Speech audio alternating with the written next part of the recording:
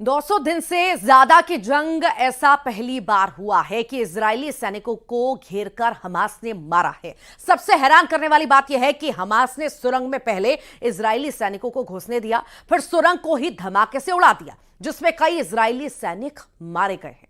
देखिए report.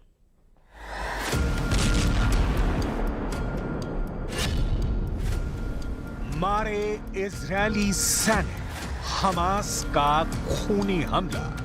Hamas का ये वीडियो दिल दहला देने वाला है।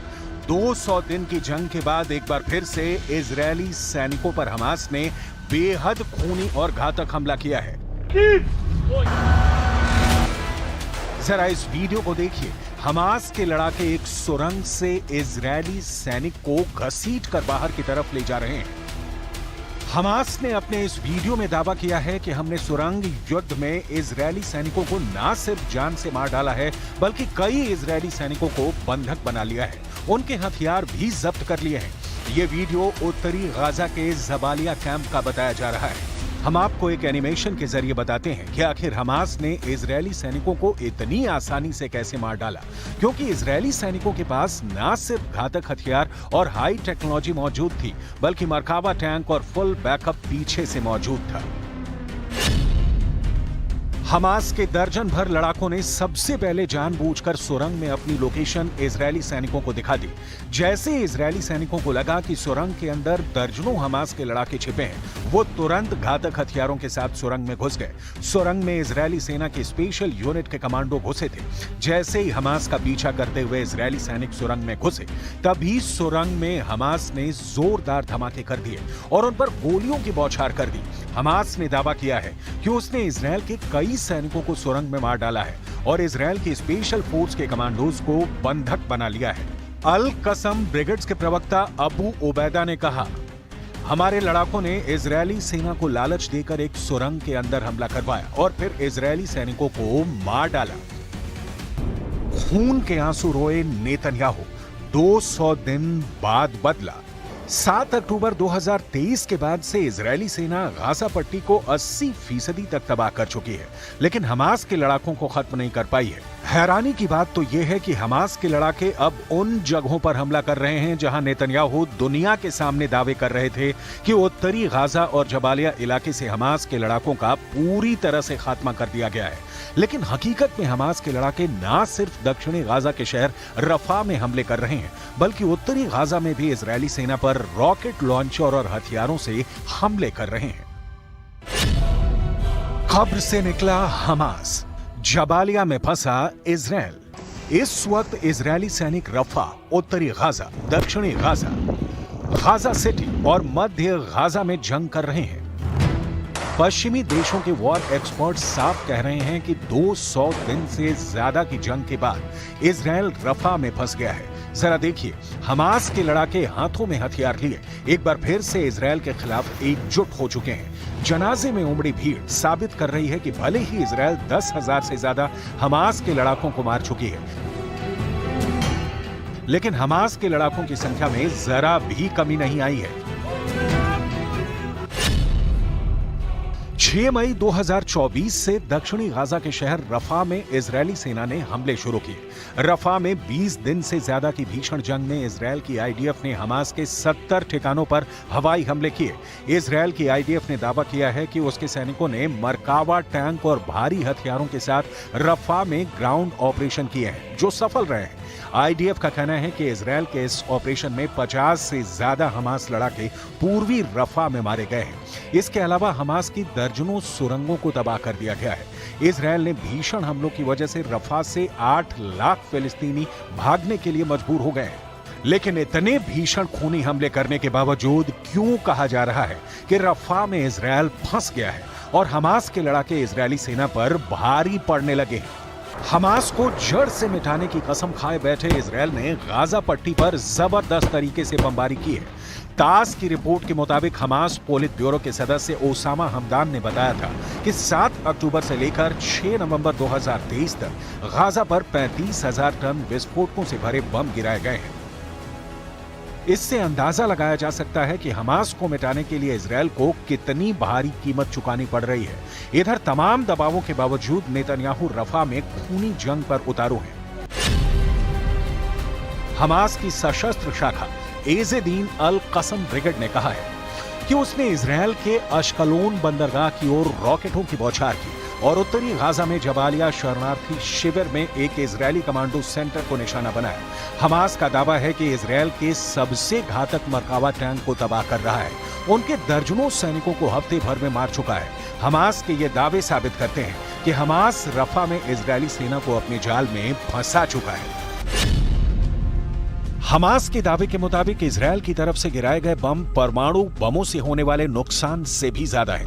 यूरोमेड मॉनिटर की रिपोर्ट के मुताबिक हमदान की बात सच भी साबित होती हुई नजर आ रही है, क्योंकि हिरोशिमा पर गिराए गए परमाणु बम से हुआ नुकसान 15,000 टन विस्फोटकों के बराबर होने वाली तबाही के समान था। ऐसे में गाजा पट्टी पर गिराए गए विस्फोटक परमाणु बम से भी 2 गुना ज्यादा शक्तिशाली हैं। गाजा पट्टी की कुल आबादी 23 लाख है, जिसमें से 10 लाख के करीब अकेले इसकी राजधानी गाजा सिटी में रहते थे। गाजा सिटी पट्टी के उत्तरी हिस्से में मौजूद है, जहां इजरायल ने सबसे ज्यादा बमबारी की थी। इधर प्रधानमंत्री नेतन्याहू ने रफा में ऑपरेशन नकबा जैसी जंग शुरू कर रखी है, जिसकी वजह से 15 लाख फिलिस्तीनी रफा से भागने को मजबूर हो रहे हैं। गाजा युद्ध अब उस दौर में पहुंच चुका है जहां लाशें गिनना भी मुश्किल हो गया है।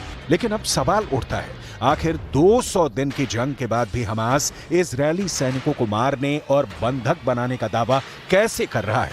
कहीं ऐसा तो नहीं कि इजरायल को गाजा जंग बहुत भारी पड़ रही है?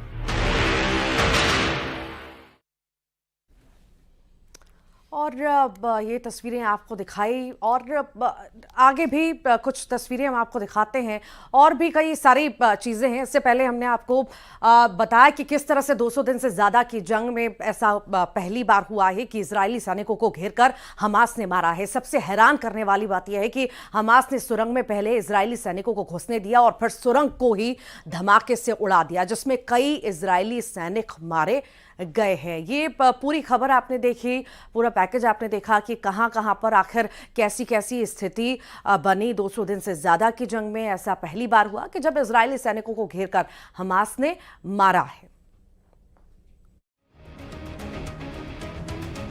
इन तस्वीरों ने इजरायल में तूफान ला दिया है। गाजा के सुरंगों में घसीट कर ले जा रहे इजरायली सैनिक कोई आम फौजी नहीं है। ये इजरायल के सबसे खतरनाक कमांडो माने जाते हैं। ये इजरायल के सील कमांडो, जिन्हें शायतेद 13 यूनिट के नाम से जाना जाता है। शायतेद 13 इजरायली नौसेना का ठीक वैसी ही कमांडो यूनिट है जैसे अमेरिका के सील कमांडो होते हैं। यह यूनिट इजरायल के इंटेलिजेंस ग्रुप शिन बेत के तहत ऑपरेट करती है। यही वजह है कि हमास के हमले ने शायतेद 13 कमांडो की पूरी टीम के रुतबे को चकनाचूर कर दिया है। पूरे इजरायल में ये वीडियो वायरल हो चुका है। इन तस्वीरों को देखकर नेतन्याहू के कैबिनेट में कोहराम मच गया है। जिस फोर्स को इजरायल की सबसे एलीट कमांडो यूनिट माना जाता था, उस पर हमास ने पॉइंट ब्लैंक रेंज से हमला किया है। शायतेद 13 यूनिट पर हुए इस हमले में कितने कमांडो मारे गए, कितने कमांडो बंधक बने, इस पर पूरे इजरायल में खामोशी छाई हुई है। गाजा के शायतेद 13 का मारा जाना नेतन्याहू के लिए बहुत बड़ा सदमा है। हमास का दावा है कि उसने कई इजरायली कमांडो को बंधक बना लिया है। अब जबालिया में हमास और शायतेद 13 के बीच हुए इस एनकाउंटर की पुष्टि कैसे हो रही है, इसे बहुत गौर से समझिएगा, क्योंकि इजरायल इस बात को मानने के लिए तैयार नहीं कि उसके सैनिक गाजा में हुई लड़ाई के दौरान बंधक बना लिए गए हैं। हमास ने जो तस्वीरें जारी की हैं, उसके कमांडोज के कपड़ों और हथियारों में कई ऐसी चीजें हैं जो इस बात की तरफ इशारा करती हैं कि इस एनकाउंटर में शायतेद 13 यूनिट शामिल थी। इसमें है चेक गणराज्य की बनी हुई स्कॉर्पियन ईओ राइफल, जो सिर्फ इजरायल की शायतेद 13 कमांडो यूनिट इस्तेमाल करती है। स्कॉर्पियन ईवो राइफल में आगे लगा है साइलेंसर। इसका इस्तेमाल भी इजरायल की सील कमांडो यूनिट यानी शायतेद 13 ही करती है।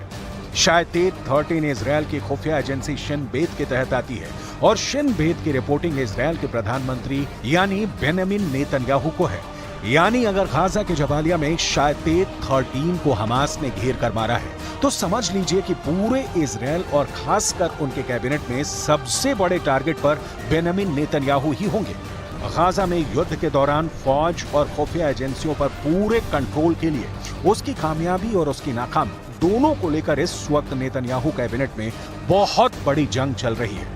एक तरफ गाजा की सड़कें नेतन्याहू के धमाके से दहल रही हैं, दूसरी तरफ इजराइल की सड़कों पर ऐसा हाहाकार मचा हुआ है कि नेतन्याहू की सत्ता डोल रही है। एक तरफ इजराइल गाजा पर लगातार बम गिरा रहा है तो दूसरी तरफ तेल अवीव की सड़कें नेतन्याहू के खिलाफ नारों से गूंज रही हैं। गाजा का युद्ध अब ऐसे लेवल पर पहुंच गया है जब हमास से ज्यादा इजराइल की पब्लिक डरी हुई है। नेतन्याहू इन प्रदर्शन कर रहे लोगों के बीच विलन बन चुके हैं, क्योंकि हमास तो सीज फायर के लिए तैयार है लेकिन इजराइल बमबारी रोकने के लिए राजी नहीं। पब्लिक के गुस्से का साइड इफेक्ट वॉर कैबिनेट में पहुंच गया है। इस प्रदर्शन और इस हंगामे के बीच इजराइल में सत्ता के गलियारों और बंद कमरों के बीच कुछ ऐसा हो रहा है जिसे दुनिया के सामने आने से रोका जा रहा है, लेकिन इजराइल की मीडिया ने पर्दाफाश कर दिया है। इजराइल की मीडिया का दावा है कि इजराइल के वॉर कैबिनेट में बड़ा झगड़ा हो चुका है। जेरूसलम पोस्ट में जो खबर छपी है उससे लगता है कि प्रधानमंत्री बेंजामिन नेतन्याहू और रक्षा मंत्री योआव गैलेंट के बीच हो गई तू मैं। टाइम्स ऑफ इजराइल में यह खबर छपी है कि मिलिट्री चीफ ने कहा है कि नेतन्याहू के पास गाजा को लेकर कोई नीति नहीं है। नेतन्याहू पब्लिक से लेकर अपने वॉर कैबिनेट तक घिर चुके हैं। कमांडर से लेकर मंत्री बता रहे हैं कि नेतन्याहू ब्लंडर कर रहे हैं। ये बात साफ कर दें कि इजराइल के प्रधानमंत्री बेंजामिन नेतन्याहू और रक्षा मंत्री योआव गैलेंट एक दूसरे के कड़े विरोधी माने जाते हैं, लेकिन गाजा में युद्ध को लेकर दोनों करीब आए। हालांकि अब दोनों की दुश्मनी सतह पर आ चुकी है। जब से जबालिया में इजरायली सैनिकों को बंधक बनाए जाने की खबर फैली है, लेबनान में जश्न मनाया जा रहा है। ये लेबनान की राजधानी बेरूत है और यहाँ लोग फिलिस्तीन का झंडा लेकर जुलूस निकाल रहे हैं। अब सवाल है कि इजरायल की पब्लिक क्या करेगी? क्या गाजा में युद्ध को लेकर इजरायल के प्रधानमंत्री और रक्षा मंत्री की लड़ाई सड़क पर पहुंच जाएगी या पहुंच चुकी है? अब शायतेत 13 यूनिट को गाजा में जो जख्म लगे हैं उसकी भरपाई कैसे होगी? ये दाग नेतन्याहू से कैसे हटेगा? सबसे बड़ा सच तो ये है कि करीब 250 दिनों से जारी युद्ध के बाद भी इजरायल अब तक हमास को खत्म नहीं कर पाया है। हालात ये हो गए हैं कि इजरायल दक्षिणी गाजा का पूरी तरह से सफाया करने पर उतारू है, लेकिन अब तक उसके युद्ध वाले लक्ष्य पूरे नहीं हुए हैं।